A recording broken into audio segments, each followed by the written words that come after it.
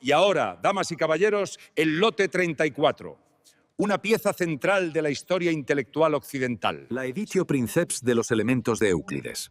Impreso en Venecia por el alemán Erhard Ratdolt en 1482. Uno de los primeros libros matemáticos importantes en salir de una ¿Oís eso, imprenta. Bonnie? Ahí está, el grande. Mirá esa encuadernación. ¿Te imaginás, muchacho? 300, 400.000 dólares, dicen. ¿Deberíamos pujar? Quizás si vendiéramos el auto. Y la casa. Es hermoso. Pero lo curioso, Bonnie, es que este libro que ves ahí no es de Euclides. No realmente. Es Los Elementos, claro, pero es la versión de un hombre llamado Campanus de Novara, un italiano que escribió su redacción en la década de 1250. Este libro es el final de una cadena de transmisión, una cadena que comenzó 1700 años antes de que Ratdolt siquiera encendiera su imprenta. ¿Quieres oír la historia real, Bonnie? La biografía del libro. La matemática está llena de historias fascinantes. Te invito a descubrirlas conmigo. History's a puzzle with numbers that shine. You knew Euclid to Pythagoras, crossing the line. Geometry is harmony, circles that flow. Calculus whispers, let's watch it all grow. Counting the stars, math's a work of art.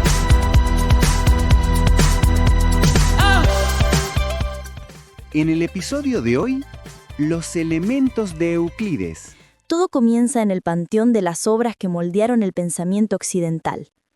Este libro ha sido la piedra angular de la educación matemática durante más de 23 siglos.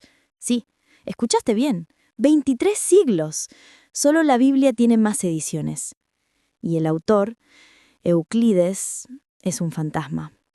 No sabemos casi nada de su vida, sin embargo su nombre es sinónimo de geometría.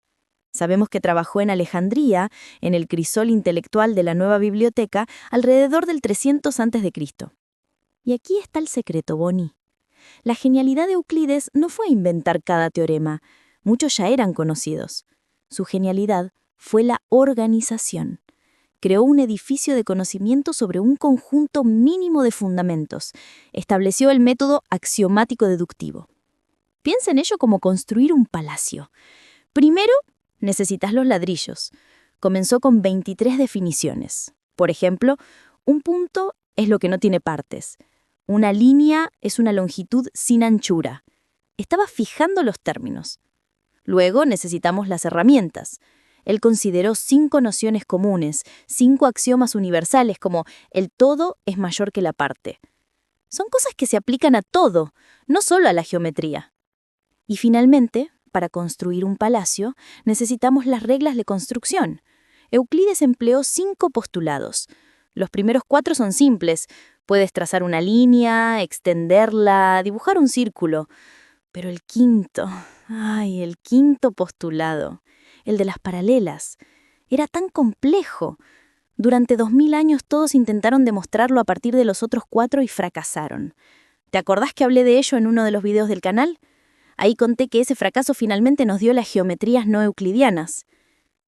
Lo que nos importa ahora es que con solo esos cimientos, Euclides construyó todo. ¿Sabes cuántas proposiciones incluyó Euclides en su obra? 465 proposiciones. Las distribuyó en 13 libros, y sí, por esos tiempos los libros no eran como los nuestros. Todos escribían rollos de papiro. Cada papiro era un libro. Y equivale a lo que nosotros llamaríamos un capítulo, ¿entendés? Y había de todo en ese material. Geometría plana, teoría de números, la prueba de que hay infinitos números primos, incluso la construcción de los 5 sólidos platónicos. Era la culminación de la filosofía platónica, acceder a verdades eternas usando solo la razón pura. Pero un libro así, escrito en papiro, ¿cómo sobrevive a la caída de Roma? ¿Cómo llega a esta sala de subastas? 200.000. Gracias, señora. ¿Tengo 210? Primero, sobrevivió en el Imperio Bizantino. Los escribas de Constantinopla lo mantuvieron vivo. Pero aquí es donde la historia del Euclides original se complica. En el siglo IV, un matemático llamado Teón de Alejandría, el padre de Hipatia de Alejandría, decidió mejorar el texto para sus estudiantes. Teón añadió pasos intermedios, pruebas alternativas, clarificó pasajes. Desde un punto de vista purista, adulteró el texto, pero su versión fue un éxito. Se convirtió en la edición estándar. Durante 1500 años, Bonnie, cuando la gente decía Euclides, casi siempre se refería a la versión escrita por Teón, lo que los expertos llaman la recensión de Teón. De hecho, el manuscrito fechado más antiguo que tenemos, el MS Dorville 301 de Oxford, que fue copiado en el 888 después de Cristo, es la versión de Teón. Luego, el foco de atención de la vida intelectual se desplazó. A medida que Europa occidental entraba en la Edad Media, el mundo islámico floreció. La Casa de la Sabiduría de Bagdad patrocinó un movimiento de traducción masivo. Los Elementos fue una de las primeras obras en ser traducidas al árabe. Eruditos como Al-Hajjaj y Thabit ibn Qurra no solo lo tradujeron, sino que se involucraron activamente con él. Lo usaron para desarrollar el álgebra. Incluso invirtieron los diagramas para que se adaptaran a la escritura de derecha a izquierda. No lo estaban preservando en formol, lo mantenían como una tradición viva y dinámica. 250.000. Puja telefónica. ¿260 en la sala? Y aquí, Bonnie, es donde la historia da un giro hacia el libro que está allí. ¿Cómo regresó a Europa?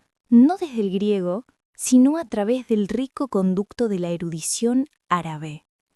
El primer héroe de esta parte de la historia es un inglés, Adelardo de Bath. Alrededor de 1120 viajó por el mundo islámico y produjo la primera traducción latina completa a partir de una fuente árabe. De repente, Occidente tenía de nuevo el sistema euclidiano. Pero la versión que realmente se impuso fue la de Campanos de Novara, un siglo después. La suya no fue una simple traducción, fue una redacción. Compiló y comentó todas las fuentes árabes y latinas que pudo encontrar. Y esta edición de Campanos se convirtió en el libro de texto canónico. Durante 300 años, en Oxford, en París, esa fue la versión que todo erudito estudiaba. Para ellos, la autoridad no residía en la pureza del original, sino en la solidez de la tradición de comentarios. El valor era acumulativo, y esa versión de Campanus es el texto que Erhard Ratdout eligió para su revolucionaria edición impresa de 1482. $300.000. ¿Alguien da más? ¿310 al teléfono? ¡300.000! Y lo vale, Bonnie. Lo que hizo Ratdolt fue una proeza técnica. Imprimir matemática en el siglo XV era difícil por los diagramas. Otros impresores se habían rendido, pero Ratdolt desarrolló una técnica usando finas tiras de metal que podían componerse junto con el texto. Creó más de 400 diagramas integrados perfectamente en los márgenes. Ese libro de allí es una obra maestra de la tipografía. Pero por supuesto, la historia no se detiene ahí. El Renacimiento trajo el lema ad fontes, vuelta a las fuentes. Los eruditos humanistas querían la versión griega original, no la versión de Campanos filtrada por el árabe. En 1533, Simon Greenhouse publicó la primera edición impresa del texto griego. Y en 1572, Federico Comandino publicó una nueva traducción al latín, esta vez directamente del griego. Su versión, elogiada por su precisión y claridad, finalmente reemplazó a la de Campanus como el estándar académico. Al mismo tiempo, la imprenta trajo el conocimiento a las lenguas vernáculas.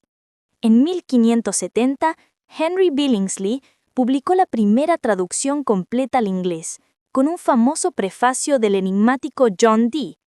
¿Qué personaje era John Dee? Tengo que anotarlo en mi lista para hacer un video. Recordámelo cuando estemos en casa.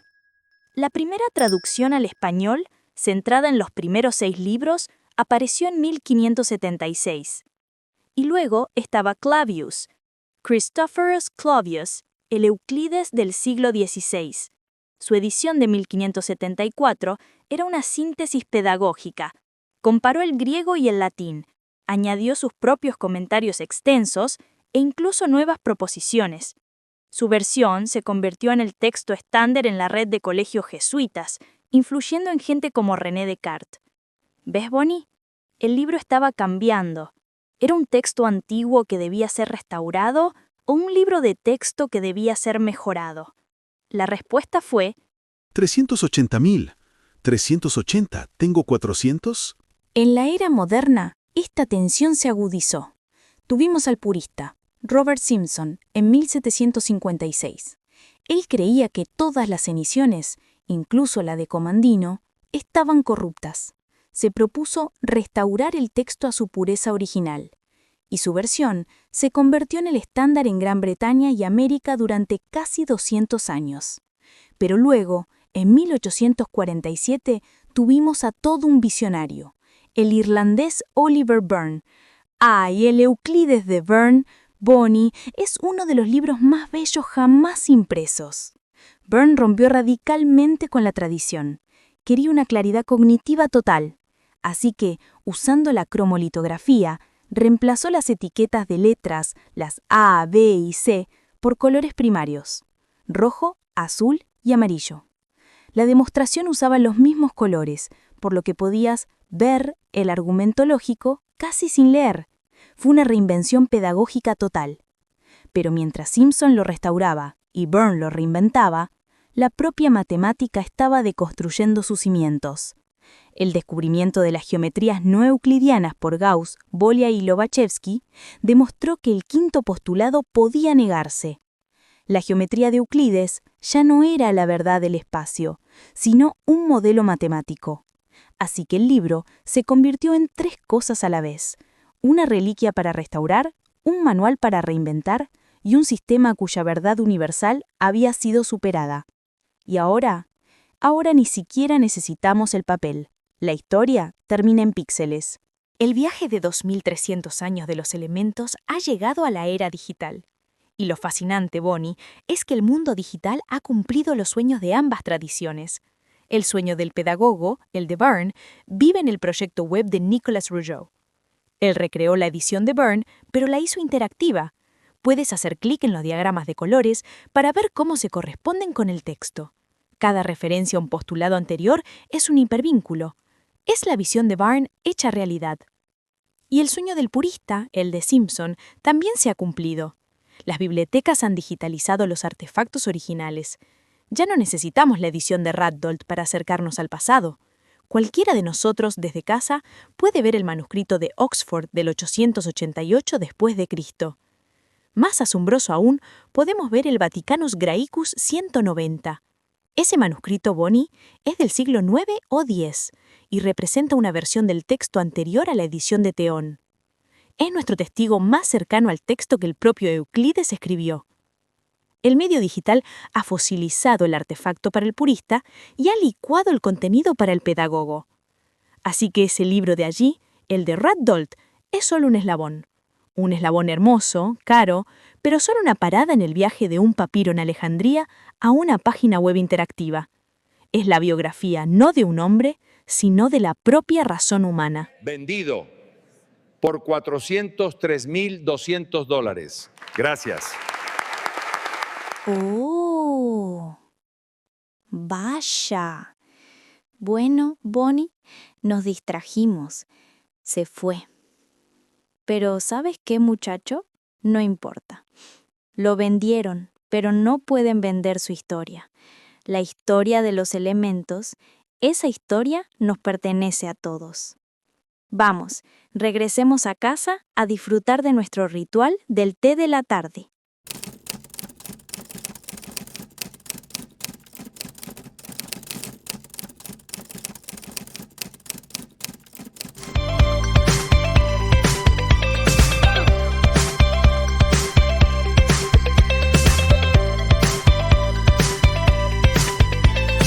History's a puzzle, numbers that shine. New Euclid to Pythagoras, crossing the line. Geometry is harmony, circles that flow. Calculus whispers, let's watch it all.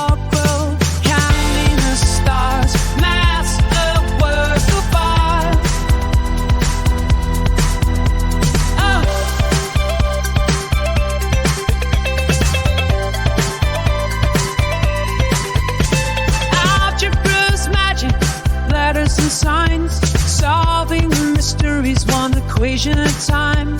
From ancient Mesopotamia to today's bright screens, math tells the story of all